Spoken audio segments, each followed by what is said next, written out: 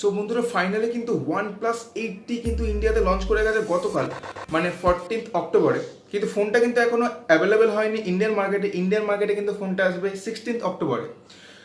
মানে Amazon sell এবং Flipkart সেলে কিন্তু তোমরা এই ফোনটাকে পেয়ে যাবে। তো এই ফোনটা সেলে আসার আগে ফোনটার স্পেসিফিকেশন সম্বন্ধে একটু ডিসকাস করে নিই এই ভিডিওটাতে, যাতে তোমাদের এই ফোনটার সম্বন্ধে টোটাল ধারণাটা যাতে ক্লিয়ার হয়ে যায় এবং তোমরা যাতে জানতে পারো বা বুঝতে পারো যে ফোনটার কোন জিনিসগুলো বেটার আর কোন জিনিসগুলো একটু বাজে। তো বেশি দেরি না করে ভিডিওটাকে স্টার্ট করা যাক। কিন্তু ভিডিও স্টার্ট করার আগে ভিডিওটা যদি ভালো লেগে থাকে তাহলে ভিডিওটাকে অবশ্যই লাইক করবে, বন্ধুদের সাথে কিন্তু শেয়ার করবে, আর চ্যানেলে যদি নতুন হও তাহলে অবশ্যই সাবস্ক্রাইব করে দেবে চ্যানেলটাকে, কজ এরকম অনেক ভালো ভালো ভিডিওস কিন্তু তোমাদের জন্য আমি নিয়ে আসবো। সো নমস্কার বন্ধুরা, আমি হলাম Souvik, welcome to my channel.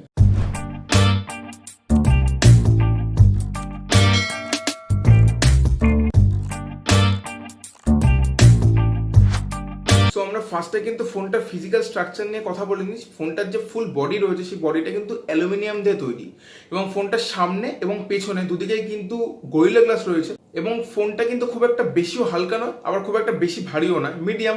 মানে ফোনটার যে ওয়েট সেটা হচ্ছে গিয়ে 188 গ্রাম। এবার চলে আসে আমার ফোনটা ডিসপ্লেতে। ফোনটা ডিসপ্লে কিন্তু 6.55 ইঞ্চি ডিসপ্লে রয়েছে, ফ্লুইড অ্যামোলেড ডিসপ্লে পেয়ে যাবে। HDR10+ ডিসপ্লে কিন্তু অ্যাভেলেবেল রয়েছে ফোনটাতে।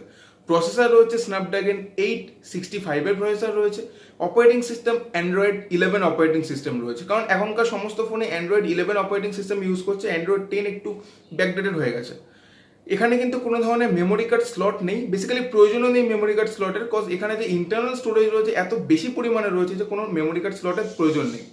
এখানে র্যাম দু ধরনের র্যাম রয়েছে, একটা 8GB র্যাম রয়েছে, একটা 12GB র্যাম রয়েছে। 8GB র্যামের সাথে ইন্টারনাল স্টোরেজ যেটা রয়েছে সেটা হচ্ছে কি 128GB, আর 12GB র্যামের সাথে যে ইন্টারনাল স্টোরেজ রয়েছে সেটা হচ্ছে 256GB। এবার চলে আসি আমরা আমাদের সবার প্রিয় সেকশন, সেটা হচ্ছে ক্যামেরা সেকশনে। মেন ক্যামেরা কোয়াড ক্যামেরা রয়েছে, মানে চারখানা ক্যামেরা রয়েছে, একটা 48 মেগাপিক্সেল, 16 মেগাপিক্সেল, 5 মেগাপিক্সেল আর 2 মেগাপিক্সেল, এবং ফ্রন্ট ক্যামেরা রয়েছে 16 মেগাপিক্সেল।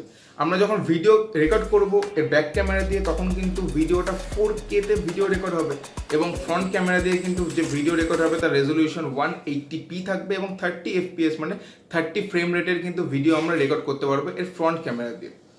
এছাড়া ফোনটার সাথে কিন্তু তোমরা ফিঙ্গারপ্রিন্ট সেন্সর পেয়ে যাবে এবং তার সাথে আরও বিভিন্ন সেন্সর তোমরা পেয়ে যাবে, এবং যে USB ইউজ করা হয়েছে সেটা কিন্তু Type-C এর USB ইউজ করা হয়েছে। এবার চলে আসি ফোনটার আরেকটা ইম্পর্টেন্ট একটা সেকশন বলতে পারো, সেটা হচ্ছে কি ব্যাটারি সেকশন।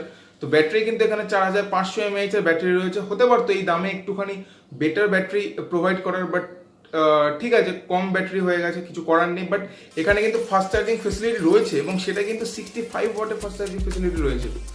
মানে জাস্ট তোমরা বুঝতে পারছো যে কত স্পিডে চার্জ হবে। কোম্পানি যে অ্যাডভার্টাইজমেন্ট করেছে তার সেটা অনুযায়ী কিন্তু অনলি 39 মিনিট টাইম লাগবে 100% চার্জ হতে। মানে তোমরা যদি দিনে মাত্র 39 মিনিট বের করো তাহলে কিন্তু ফোনটা টোটালি 100% চার্জ হয়ে যাবে।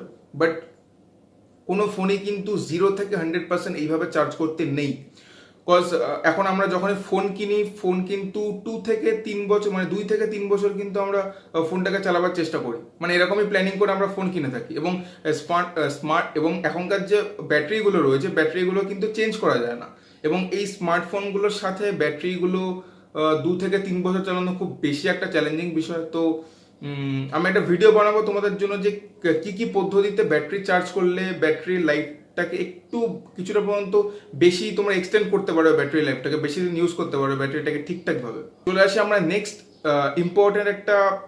ইম্পর্টেন্ট মানে সবচেয়ে ইম্পর্টেন্ট একটা পার্ট, সেটা হচ্ছে গিয়ে প্রাইস। ঠিক আছে, কারণ আমরা ইন্ডিয়ানসরা যখনই কিছু কিনতে যাব তখন মার্কেটে গিয়ে সবার আগে জিজ্ঞাসা করবো যে জিনিসটার দাম কত। আমরা কখনো জিজ্ঞাসা করি না জিনিসটার কোয়ালিটি কেমন, সবার ফার্স্টে দাম জিজ্ঞাসা করি। তো এটারও এই ফোনটার দু ধরনের দাম রয়েছে। তো 8GB যে র্যাম রয়েছে তার জন্য যে দামটা অ্যাভেলেবল রয়েছে সেটা হচ্ছে গিয়ে 42,999 মানে 43,000, আর হচ্ছে গিয়ে 12GB র্যামের জন্য যে দামটা অ্যাভেলেবল রয়েছে সেটা হচ্ছে গিয়ে 45,999 মানে 46,000।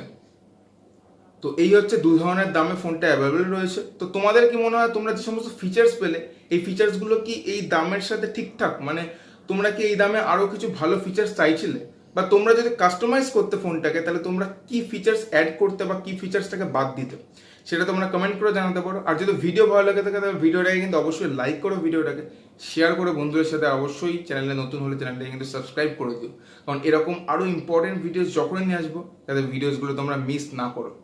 সো ঠিক আছে, দেখা হচ্ছে পরের ভিডিওতে, ততক্ষণের জন্য see you, take care, bye bye, have a nice day.